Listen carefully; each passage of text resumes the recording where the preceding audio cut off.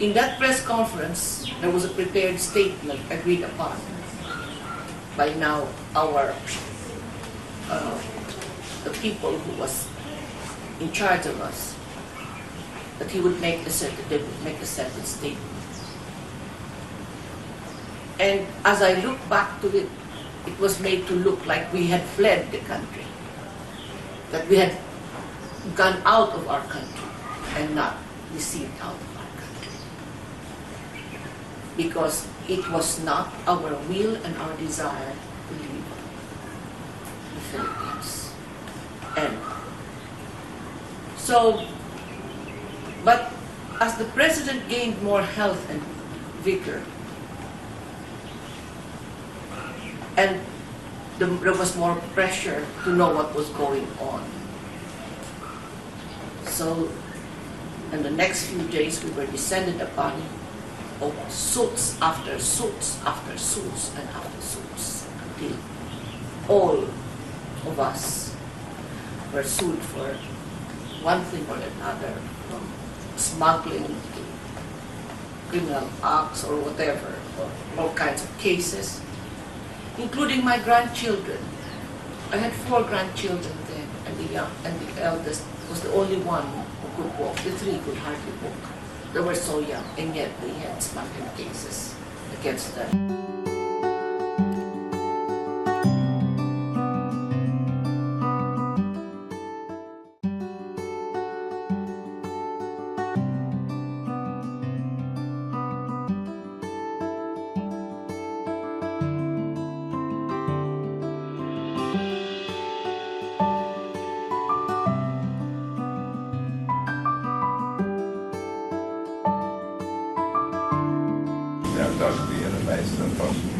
You have a power, but not necessarily to use the power. This is the truly strength. That's the strength.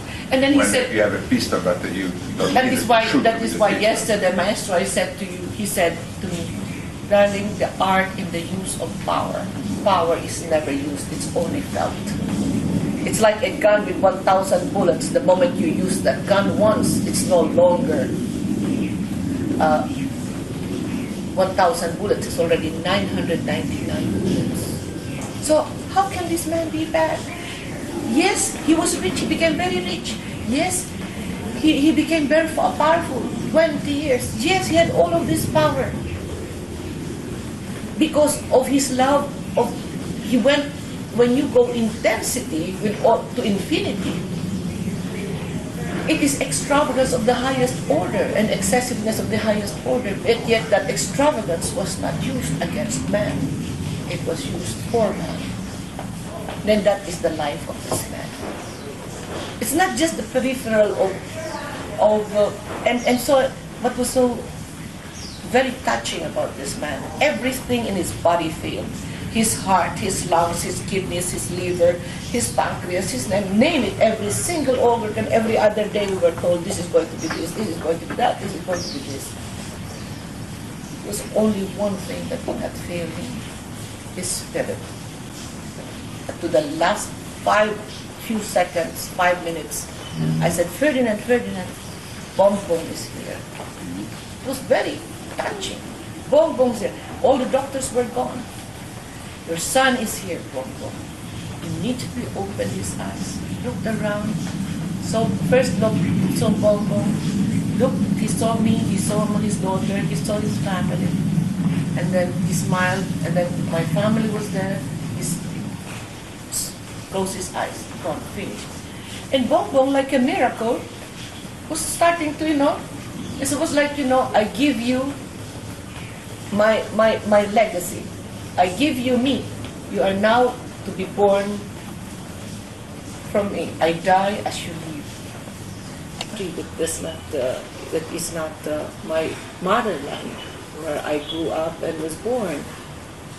It's still a question, a big question in the minds and in the hearts, not only of the family and myself, but the world in general. Why am I here? I was destined by the good Lord to be born in my country, the Philippines.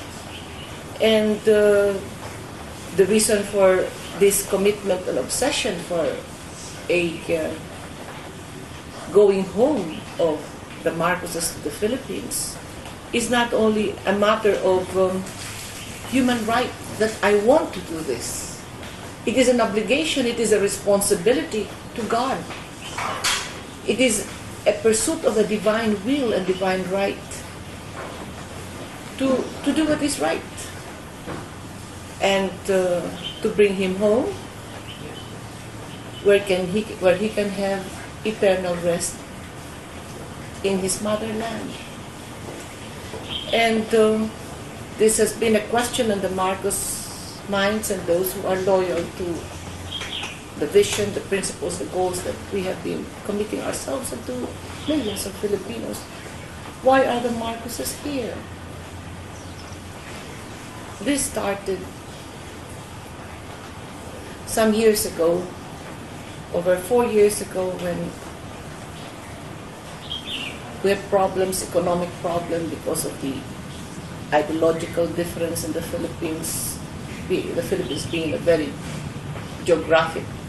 strategic geographic position where we are very close to the communist, Vietnam, China, Russia, all of this. And our country being a country that has been exposed to Western civilization, there has been this continuous conflict of ideologies, conflict of the rich and poor, the feudal system of the very rich that was used really by our colonizers to rule the colony. And with all of these divisions of mankind, economic, social, political, religious, there was our problem in Mindanao between the Muslims and the Christians, wherein I had to go to Mindanao, to Tripoli, to help bring about the ceasefire agreement from Libya. There was a continuous conflict in all levels, and Ferdinand Marcos, being president of that country, in trying to look for a balance of the left and the right, the north and the south, the rich and the poor, and having alienated and having affiliated himself with the free world, now was even misunderstood by the free world in his act while he was trying to balance, and was completely misunderstood. To a point that one day, after he was asked that perhaps it seems that there is a lot of trouble in the Philippines, the immediate problem was you, Marcos, because you are not popular maybe anymore. You are not loved by your people and endorsed by your people. And so even if Ferdinand was elected in 81 to be president for 6 years up to 1987, June, on February 86, he accepted the challenge to submit himself to the public and the people. And true enough, he won in that election. He was proclaimed by the duly instituted office, the COMELEC, the Commission on Election. He was proclaimed by Parliament, the Batasan Pambansa, the duly instituted body that was to proclaim the winner of the election. And he even took his oath of office as president. And yet, he won in the election, and yet a group of so-called reformists in the military, and then later on succeeded by the Chief of Staff, General Ramos, and the National Defense Minister came in to bring about the coup. The coup was aborted, and Ramos and Enrile were held in a camp in the Philippines. And yes, they said there was people power because Cardinal Sin came in. It just came in to call for people power, but the claim was people power. But you can see now that it was more a media event because it was a focusing of the media to a group of people, not really the amount of people that there was. And so there was, he won in that election, but at the same time, he also was able to abort the coup because they were put there with not so many people. And supposedly helping him then, but there was the military there that would contend with that. And documentary pictures will show this eventually. But what really made us accept to ride in the US Air Force plane, in a helicopter, was when we were being attacked by rockets that did not belong to the Philippine Armed Forces inventory. They were using Philippine planes, seemingly we were being attacked by Filipinos, but in truth and in fact, the arms used there did not belong to the armory of the Republic of the Philippines. And so, even if earlier the chief of the CIA then and Mrs. Reagan was inviting us to the United States, I told Mrs. Reagan, and she was inviting us for security to come to the United States. I said, thank you, madam. I said, but now that my country is in trouble, Ferdinand and I will be the last person to leave our country. But soon afterwards,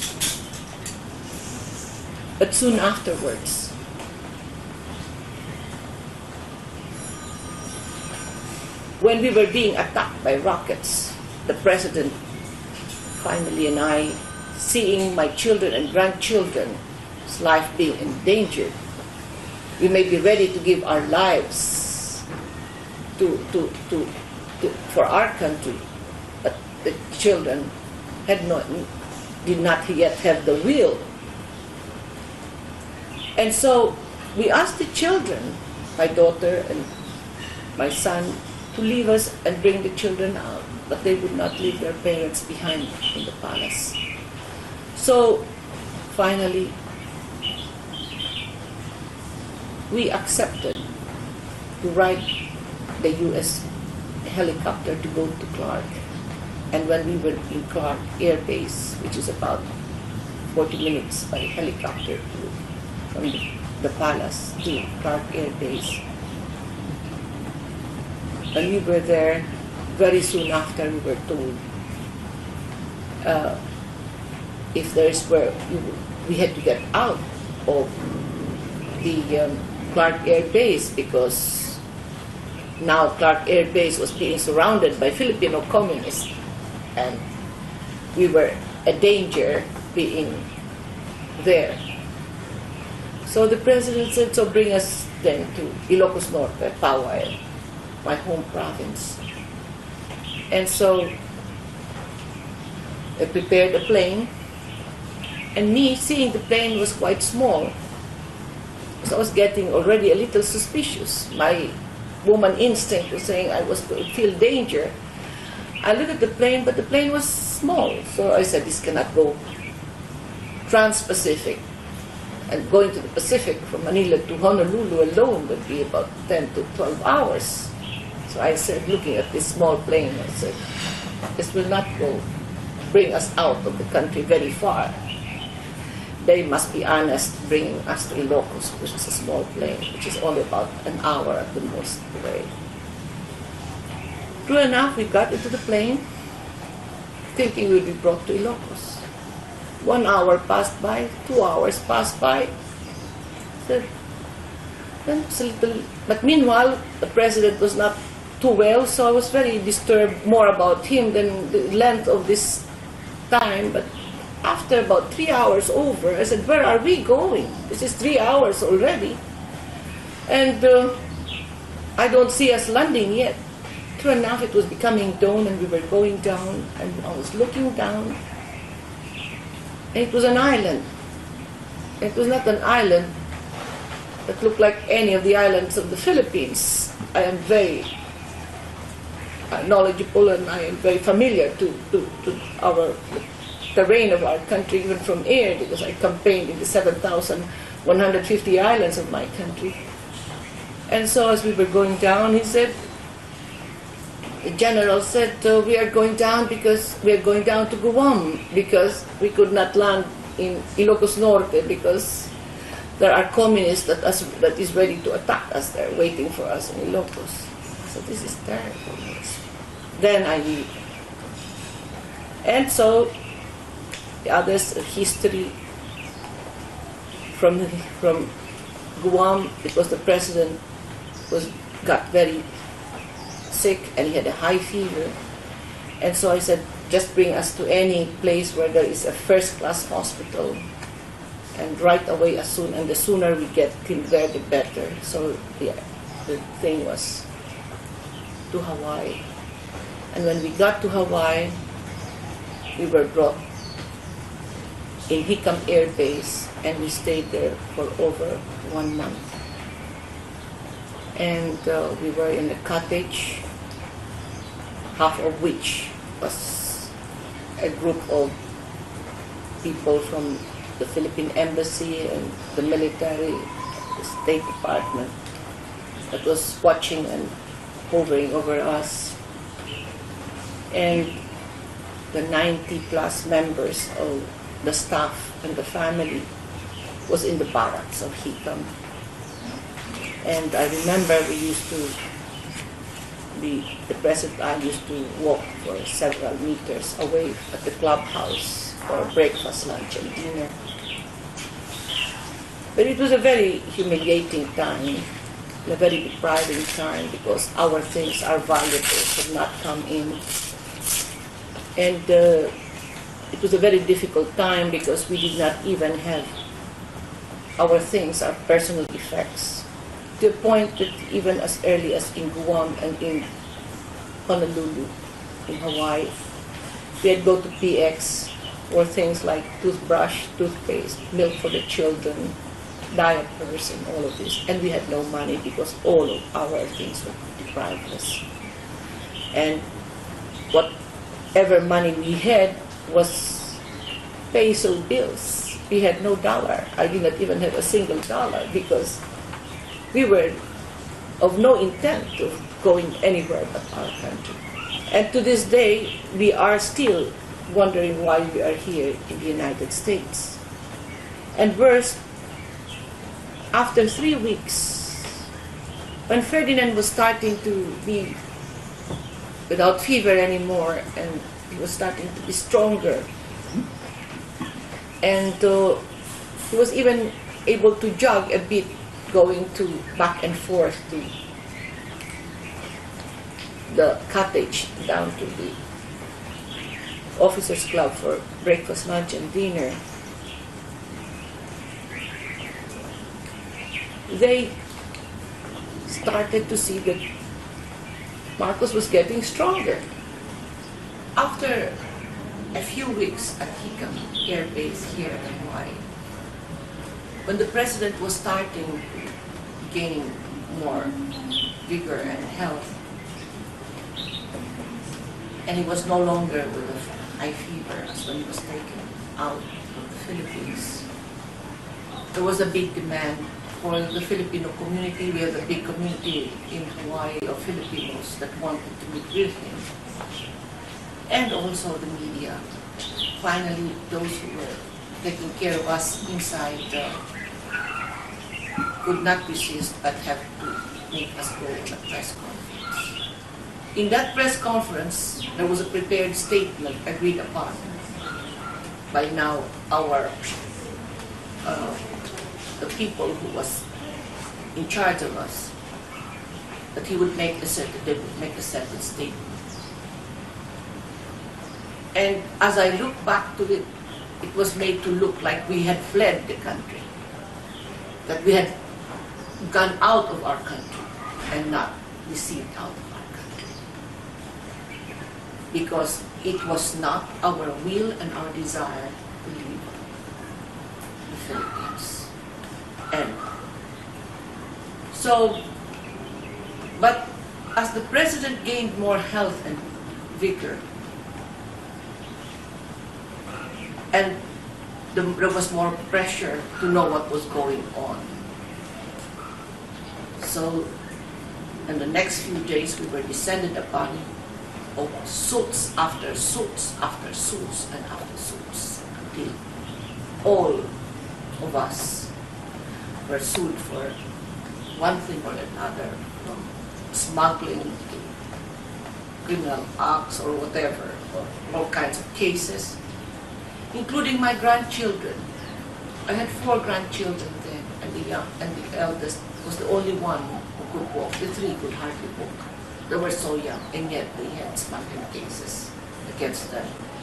And children of our staff, there were 40, were also included in that smuggling cases.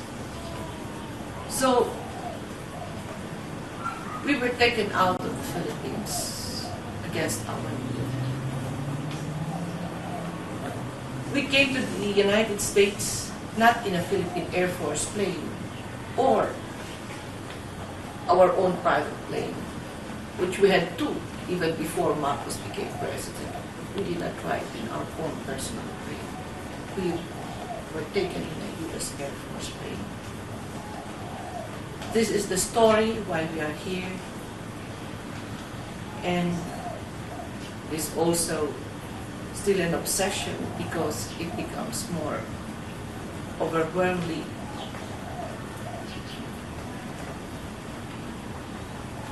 irrational, illegal, inhuman, immoral, now that the President is no longer with us physically.